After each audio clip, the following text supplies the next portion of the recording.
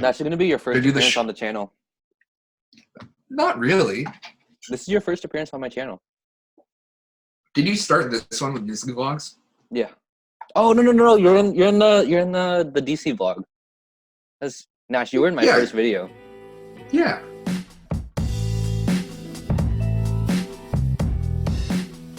Hey guys, what's going on? It's your boy back at it again with another Minecraft video, and today we're going to be talking about the Ivy League. So today I'm here with my friend Nash. Hello. So Nash, could you give the viewers a little background about yourself? I'm a high school senior, and I've gone to Logic through middle school and high school for 7 years. And he and I are the second and third person, respectively, at our school to be accepted into the Ivy League. And I am going to be attending Cornell in the fall. What major? Oh, I'm going to be majoring in urban and regional studies in the College of Art, Architecture, and Planning. All right, so some background on why we're doing this today is because Nash and I come from a pretty small school. Our whole high school has less than 300 students, and our grade has 64. Yeah, we are the biggest graduating class so far. And our school is, how old are we, 15, 16? Are we 16 now? When did we celebrate 10? Was that in grade? That was 6th grade, was the 10 year, so 16, yeah. That's crazy. So That's basically, crazy. Nash and I are older than our school. Yeah. And so our school is very small, and we don't really have much precedent for sending kids to Ivy League schools. As Nash said earlier, we are the second and third to ever get into an Ivy League school. The first one was 3 years ago. So I've had some DMs from people asking me about how they can get into Ivy League schools. And I think it would be good to have a different perspective from my own, because Nash, I think while we have many similarities, we also differ in a lot of ways. Yes, very much so. All right, Nash, can you talk more about why you chose to apply to Cornell? Well, it was kind of arbitrary at first because it's the only Ivy League school with a city planning program at undergraduate level. And there aren't that many schools in America with them. I basically applied to all of the American schools that have that at undergraduate. And Cornell was my only reach. So I kind of applied to it on a whim. I did not think I was going to get into Cornell. Mm-hmm. And then I just, it was arbitrary initially, but now it's my choice. Mm-hmm. And then you got a likely letter from them. I got a likely letter from them 2 weeks before Ivy Day. So I officially found out before Lordrick. That's true. I also got waitlisted from Cornell, so. Yeah, I took his spot, but All right, and then can you talk about why you chose that major? So growing up, I always had a fascination with geography. So I wrote my college essay about this. And that's one way to make yourself stand out, especially if you're applying from a small school, is having a quirky college essay. So I wrote mine about cars too. Mm-hmm. And basically how it influenced my interest in geography growing up. And it was originally just kind of a hobby, reading maps and stuff like that. But I realized that the best way I could interact with it in a practical career setting is through city planning. Mm-hmm. So that's how I decided what I wanted to study at undergraduate. I feel a lot of people were asking about whether or not you should start clubs in your comment section. Do you want to talk about that? Because you did that. Yeah, I started a school Model UN club. Just kind of out of interest, because I didn't know what I was doing, but I just got 30 or 40 people together who said they'd do it. Mm-hmm. And I think that really helped my application a lot, because if you can say that you started a club and that you had the leadership role in that club, it kind of it makes it so you don't have to jump over the hurdle of working your way up through something that might be established at your school already. Mm-hmm. And it can really match your interests. Model UN is really close to what I wanted to do in terms of geography and social sciences, whereas the only other clubs we had were things like theater and sports and stuff like that. And I did that, but it wasn't really applicable to what I wanted to do. So having those applicable extracurriculars, one way you can do that where you might not have the opportunities at a small school or even at a larger school is creating your own club to match what you want to do. How did you go about starting your own club? Basically, so if you're at a school as small as ours, you know the administration pretty well. So it just got to the point where I had enough people who said they would do it. So I know that I would be able to make it successful. So I just basically emailed the school and just told them I want to start a club. What do I have to do? And they basically just told me if I could find someone to supervise it, then I could do it. So I found Drew was willing to supervise one. So that was it. It was simple. They might have like some more formal processes. Like now there's a Google form at our school. But I'm sure it might be more complicated if you're at a larger school. So it kind of depends on that. You use your interpersonal skills to build up interest. So you basically have to like appeal to like what them a lot. So for a lot of them, like the debate and negotiation aspect of it is more than like the actual like substance stuff like politics. So you're able to bring together a lot of people who are very interested in it. And then you kind of have to take advantage of your first couple of meetings to make sure that they're interesting to the people who are like coming from the outside. And making sure that you're able to like to keep them interested in the actual topic, because you're going to have to get to the substance eventually. And also just making sure that you have a staff member that's really committed to it and he's really flexible. If you need supervision, like that was a big part for me, because eventually you're going to have people who really enjoy it, and you're going to be able to make it last. It's just kind of whether or not you can like get the logistics figured out on that side.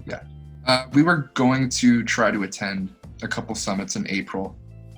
Like nothing crazy because this is our second year and it's still pretty small. But we were going to see if we can get like a group of like 10 or 12 people to attend a summit. And like that was like our ultimate goal. And obviously that didn't work out because of this whole situation. But yeah, I mean, it was nothing crazy. And that's like, that's the thing. Like you can't expect it to become the biggest club in the school right off the bat. But you just kind of have to work and find like a core group of people who are interested in it. And it's going to last for a while because a lot of people that became most engaged with it are sophomores and freshmen who are gonna keep it going. And Nash, this is like one of the juiciest questions I had.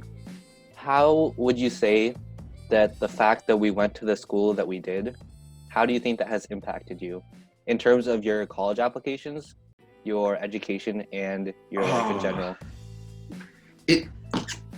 I think for us, because it was so small and because we had like so much more ambition than like what was kind of that we were able to accomplish with like what was there, it made us a lot more entrepreneurial, and like it gave us like a better sense of initiative that we would have had if we had like a larger school where everything was already there for us.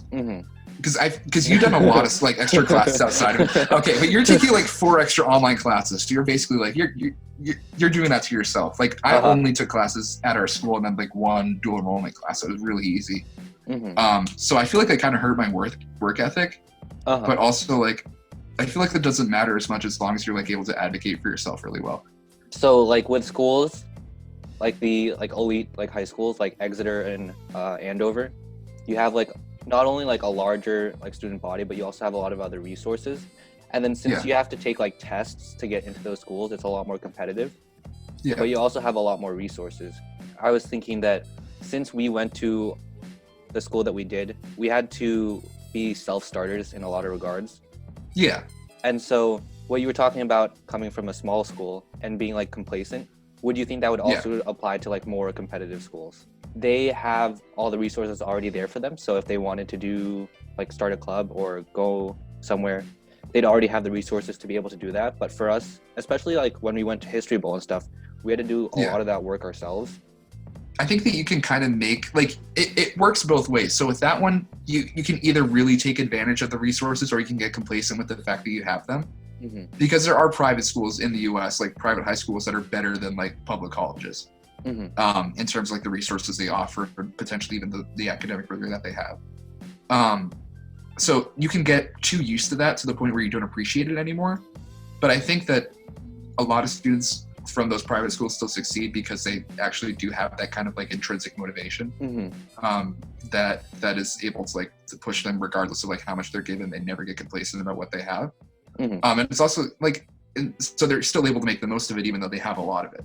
So I think having a place where like I was able to take advantage of the fact that it was like kind of a low threshold for like being a self-starter and like taking initiative. And being able to like focus on like what I was interested in helped me a lot in terms of like building my application, but also just like making sure that I'm like able to stay passionate about what I'm passionate about. So it's like being a big fish in a small pond versus being a small fish in a big pond. Which is which has like been scientifically proven to be better for you. So you think the fact that we went to a small school was good for us? That was good for us, yes. And that's like another thing too to consider. Like if you're considering going to a reach school, I probably would not choose Cornell if it wasn't for the fact that like the college that I'm going into is like tiny. Like there's like 25 people in my major. So if you're like going into like, I don't know, like if you're going to like engineering at the biggest public school in the country, and that was like a reach school for you, that might not be a good idea, because if you're not like up for it, being like the little fish in the big pond could like have a serious detrimental effect to you. So like there's like a science to like going to a safety school, and then that actually pays off for you later on. You know, making your college choice is very important considering those things. But all the programs the other programs I was considering were massive. So I'm happy to take the smallest one, and it just happens to be the most competitive. So out of all the schools that you got into, you chose Cornell because of the small class sizes? Yeah, and just like the small size of the program, like it's really personal. Like I just got off a Zoom call with the head of like the entire program that I'm doing, and like, you know, he's someone that you just get to know. Like it's not really a question. So it's super personal and low key. So it is a much smaller pond inside of a bigger pond too. It's a more complex thing about Cornell is like you're in your small school. If you're in architecture or hotel or ILR or something like that, you're in like a really small school, but you're in a big university, so it kind of balances the two out. But that's like specifically a Cornell thing. What advice would you have for people who are trying to decide between colleges? Depending on your financial situation, that should be the first priority, but also make sure that the program is set up well for you. So I was actually considering colleges in Europe who just do 3 or 4 years of like straight, like what you apply to in your program, and you can't transfer out of it. You can't change your major or anything like that, because like your curriculum is set up from the point that you get there. And I think that'd be good for me. But Cornell, as a liberal arts standpoint, is also good for me in the sense that I have like choice as to like what I'm doing outside of my major. So I can get super concentrated in that, but also focus on like things outside of planning that like apply to it. And I can get very niche into that because I'm not like restrained very much on like what I choose for my classes outside of my major. I think that you should talk about how you manipulated the curriculum at our school. What do you mean? Because I think that's one interesting way. Like how you exhausted the math curriculum faster than anyone in our school. And how you like started taking like extra online classes and going through that. Because I think that for me, like I'm very lucky that I was able to get into Cornell with the class sample that I did, because class selection at small schools especially is hindered a lot. So like being able to still like make sure that you have like a rigorous curriculum in high school as a part of like make your application stronger is really important. So at our school, there's kind of like a core curriculum that most people follow. For me, I don't think the level of rigor was nothing that I couldn't handle. So basically what I did was that I skipped class levels in a couple of classes. Like we have an integrated math curriculum, and then we also have an integrated English curriculum. So you go through math 1, 2, and 3, and then you also go through English 9, 10, and 11. But what I did was I skipped English 10 and went straight to AP English. And then I skipped math 3 and went straight to AP Calc. And so what that allowed me to do was that in senior year, I didn't have any classes left to take in the school related to those subjects. So what I was able to do was like double up on science classes 2 years, and then also gave me a lot of room to take dual enrollment classes. If you go to a smaller school where the curriculum is a lot more limited than you would have at much bigger schools, something that you could do is try to create your own kind of accelerated path. Because I think that when colleges see your transcripts and see that you were always pushing yourself, even past what the traditional limits for your curriculum were, I think that goes a long way to show that you're, like we talked about, that you're a self-starter and you're able to handle a really high level of rigor. The one thing I did outside of like just our regular core curriculum was I took the AP Human Geography test, which isn't a class that's offered at really any school in Massachusetts from what I could find. And basically like I just self-studied for it and took the test. And that's a really good way if you're like looking for something that your school doesn't offer, you can try to take the AP test and self-study for it throughout the year. And if you just get like one of the $12 books, that prepares you like basically the entire curriculum. You just need to have like the application for it. And I also, so I did that, and then I got a 5 in it from self-studying, and that was the only 5 I got junior.